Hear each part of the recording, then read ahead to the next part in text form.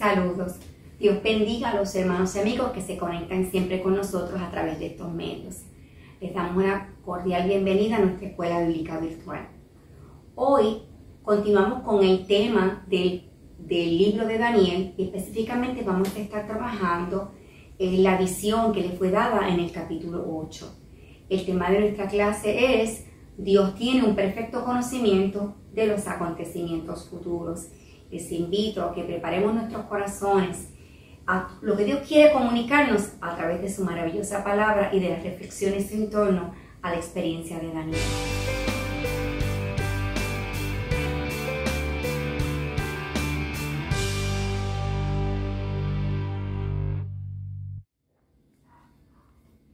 Dice la palabra de Dios en la segunda epístola del apóstol Pedro, capítulo 1, versos 19 al 21. Y estoy leyendo en la nueva traducción de la Biblia de las Américas lo siguiente. Y así tenemos la palabra profética más segura, a la cual hacéis bien en prestar atención, como una lámpara que brilla en el lugar oscuro, hasta que el día despunte y el lucero de la mañana aparezca en vuestros corazones. Pero ante todo sabed esto, que ninguna profecía de la Escritura es asunto de interpretación personal, pues ninguna profecía fue dada jamás por un acto de voluntad humana, sino que hombres inspirados por el Espíritu Santo hablaron de parte de Dios. Sin duda alguna, Dios siempre ha sabido comunicar sus planes y propósitos a su pueblo, aún a través de los tiempos inciertos. Y la palabra es tan clara cuando reitera en este versículo que es una palabra profética segura, a la cual hacemos bien en prestar atención, porque es como una lámpara que brilla en un lugar oscuro. Y puntualiza el Espíritu de Dios diciendo que esta profecía de la Escritura no es asunto de interpretación personal. Es decir, que Dios la dio a través de la intervención poderosa de su Espíritu, utilizando la vida de aquellos siervos y siervas que se pusieron en sus manos como sus portavoces.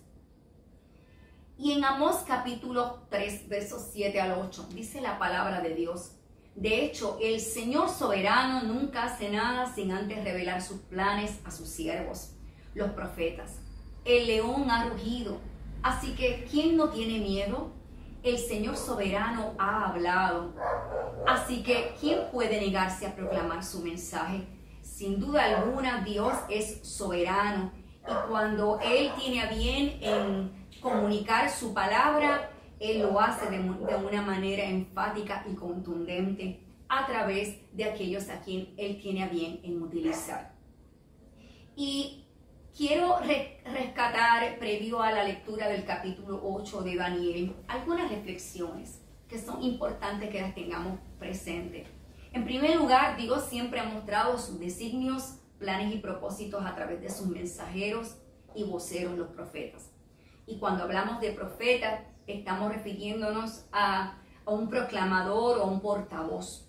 Las Sagradas Escrituras nos indican que es el término común con el cual se designan todas aquellas personas que fueron o han sido comisionadas para transmitir, representar y llevar la palabra de Dios a individuos, pueblos y naciones.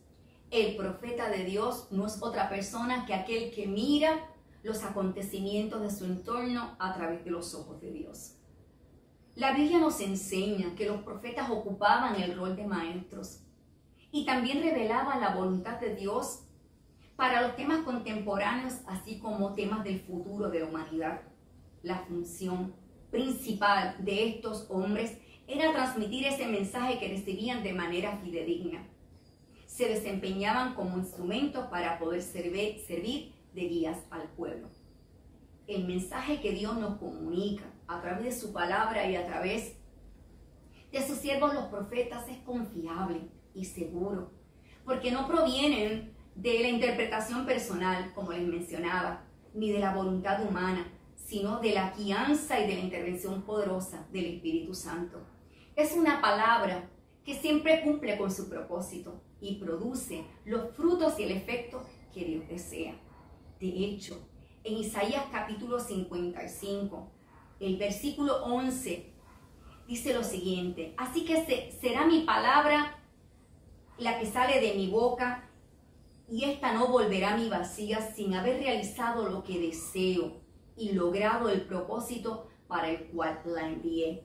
Así que cuando Dios se pronuncia, Dios nos habla de forma contundente, esa palabra tiene el poder extraordinario de hacer todo aquello que Dios tiene intención de realizar. Por otro lado, Dios nos insta a que prestemos atención a su mensaje y a lo que Él tiene que decirnos, porque su palabra es como esa lámpara que brilla y tiene la capacidad de proporcionarnos de una verdadera luz y dirección en medio de la oscuridad de los tiempos. En tercer lugar, Dios es soberano y su reino perdura por siempre porque es superior a los reinos de este mundo. Y eso lo confirma la palabra de Dios cuando cita en el Salmo 93, versos 1 y 2, el Señor es Rey, se viste de majestad. Ciertamente el Señor se viste de majestad y está armado con fuerza. El mundo permanece firme y no puede ser sacudido. Tu trono, oh Señor, permanece desde tiempos inmemorables. Tú mismo existes desde el pasado eterno. Así que el reino de Dios prevalece a través de los tiempos y por encima de los reyes que vienen y van. La palabra profética de Dios también debe animarnos a confiar en Él por sobre todas las cosas y a permanecer enfocado en que Dios sabe lo que está sucediendo en nuestros entornos e historia humana, y que en medio de los tiempos inciertos y difíciles como los que estamos viviendo ahora, hoy en día, su presencia nos acompañará y guardará. Dios también nos insta a escucharlo y a reafirmar nuestros corazones en su palabra. La primera marca de un corazón recto es cuando escuchamos la palabra de Dios y la atesoramos con un corazón humilde y dispuesto a obedecerla. Miren lo que dice la Escritura en Isaías capítulo 66, versículo 2. Con mis manos hice tanto el cielo como la tierra, son míos, con todo lo que hay en ellos. Yo, el Señor, he hablado. Bendeciré a los que tienen un corazón humilde y arrepentido, y a los que tiemblan ante mi palabra. Que Dios nos ayude a disponer nuestros corazones genuinamente para escuchar lo que Él tiene que decirnos a través de su palabra. En Daniel 8 vamos a estar viendo algunas cosas interesantes, entre las cuales vamos a estar destacando en este momento lo que es la soberanía de Dios. Y cuando hablamos de la soberanía de Dios, nos estamos refiriendo a la capacidad que Dios tiene para poner en práctica su santa voluntad y sus propósitos.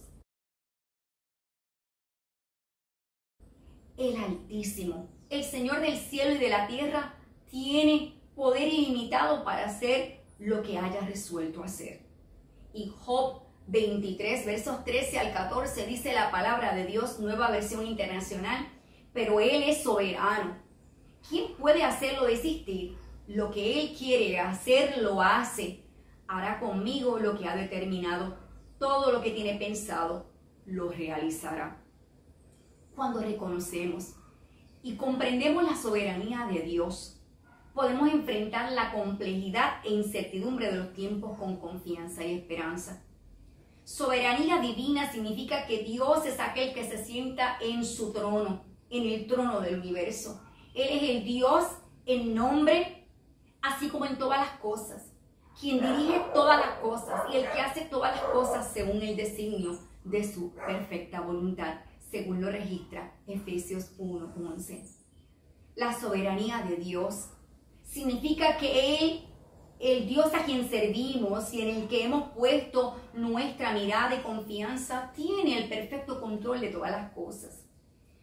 Y es muy interesante ver la definición más clara de la soberanía de Dios de los labios de aquel rey llamado Nabucodonosor, rey del país de Babilonia, en una ocasión cuando reconoce la soberanía de Dios expresándola con adoración y alabanza. Y dicen las palabras de Nabucodonosor, y estas se encuentran registradas en el capítulo 2 de Daniel.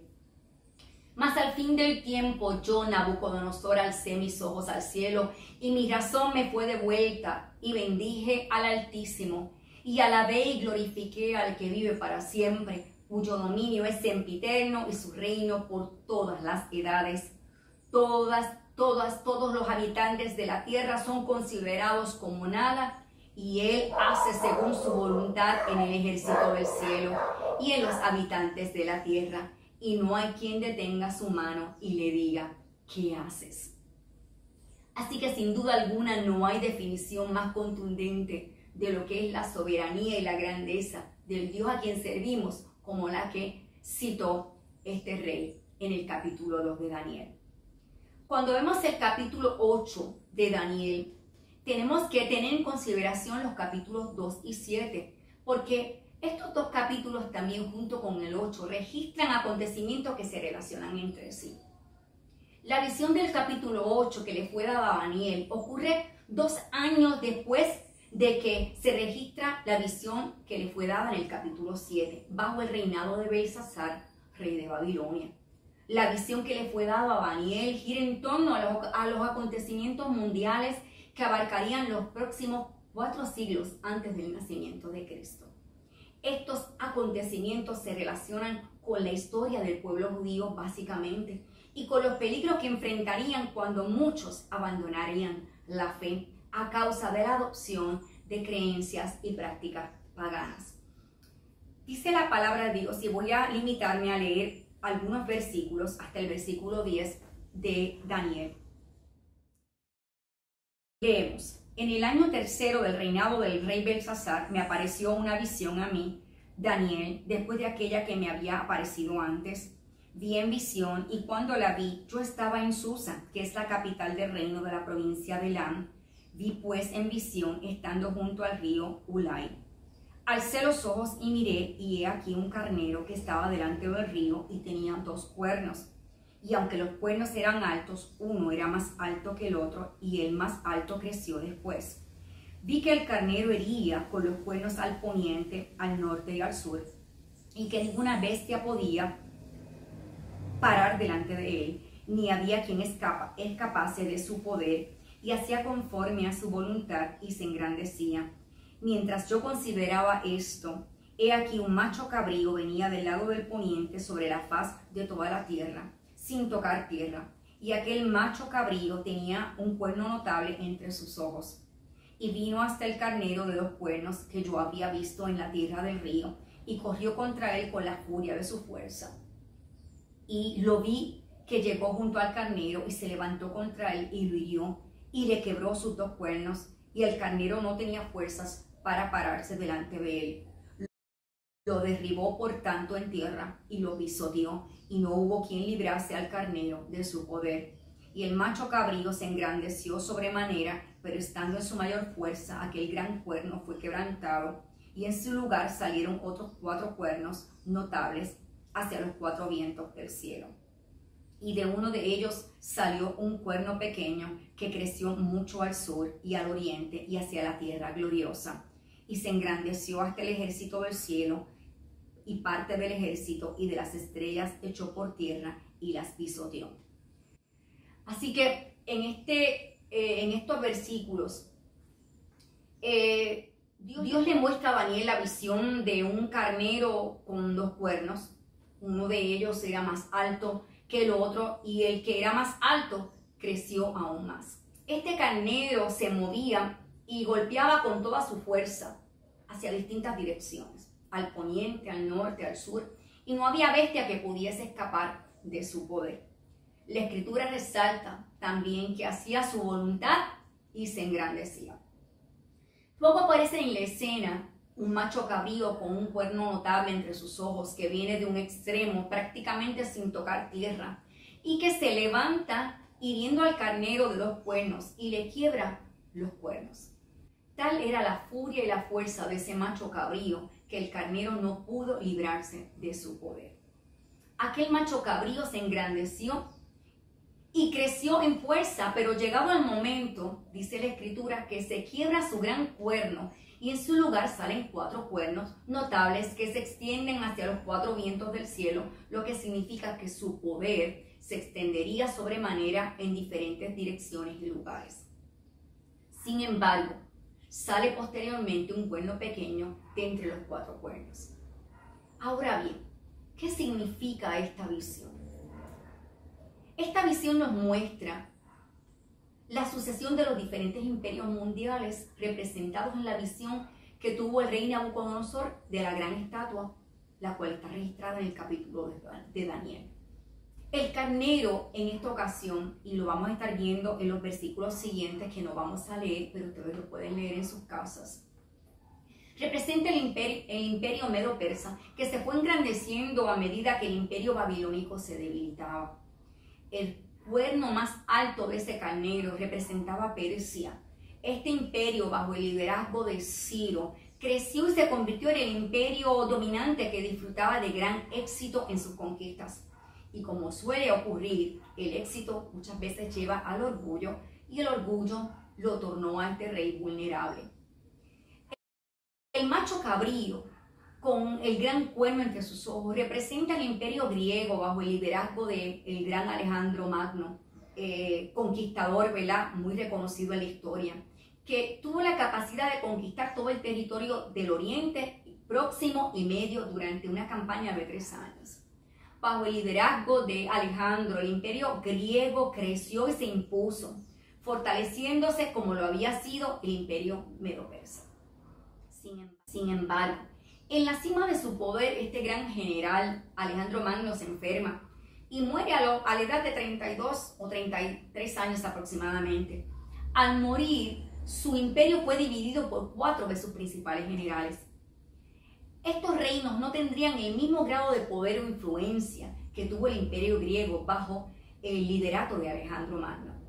Sin embargo, ese pequeño cuerno que sale de los 4 cuernos representa a Antíoco IV Epífanes, que se convirtió en el gobernante del imperio Seleucida, que se extendió a través de toda Asia Menor y de la India.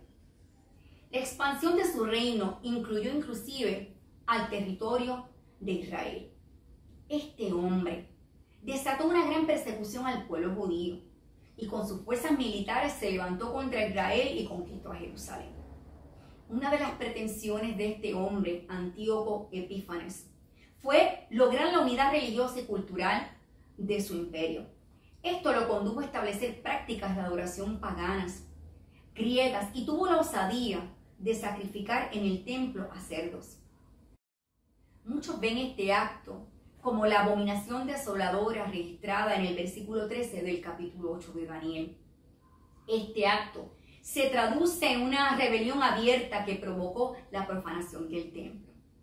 Esta situación condujo a muchos judíos a adoptar prácticas y creencias helenistas, apoyando de esta manera esta rebelión y profanación a lo sagrado. Provocó muchos problemas al pueblo judío. Impuso la pena de muerte ante las observancias de prácticas como lo eran la circuncisión, la observancia del sábado y la celebración de fiestas judías. Hombres, mujeres y niños fueron ejecutados por este hombre cruel, terrible. La escritura se cumplió y dice la palabra de Dios que este hombre murió por una enfermedad y no por la mano de un hombre, según lo describe en el versículo 25 del capítulo 8 de Daniel. Muchos eruditos ven esta visión cumplida en los eventos históricos que acontecieron en el pasado como aquellos que se cumplirán en el futuro, los cuales están relacionados a la gran tribulación y a la manifestación del hombre de pecado llamado el Anticristo, representado de alguna manera por este hombre, Antíoco Epífanes. En resumen, Dios tiene pleno conocimiento de los acontecimientos futuros. Él conoce todas las cosas y tiene perfecto control de toda la historia humana. Él y solo Él cumplirá sus propósitos y su reino, a diferencia de los reinos humanos, prevalecerá. Oremos para que la voluntad de Dios que es agradable y perfecta, sea hecha siempre en el cielo como en la tierra, y podamos acabar nuestra carrera en el Señor, manteniéndonos fieles hasta el final de nuestros días. Dios hará al final que todas las cosas, todos estos acontecimientos cumplan con su propósito y obren para bien de aquellos que le amamos. Dios les bendiga, hermanos. Dios les guarde. Que el Señor nos permita afirmarnos en su palabra y podamos permitir que la luz de esta palabra profética guíe nuestras vidas y nos lleve siempre a vivir, reafirmando nuestro compromiso y nuestro servicio con el Señor. Dios les bendiga.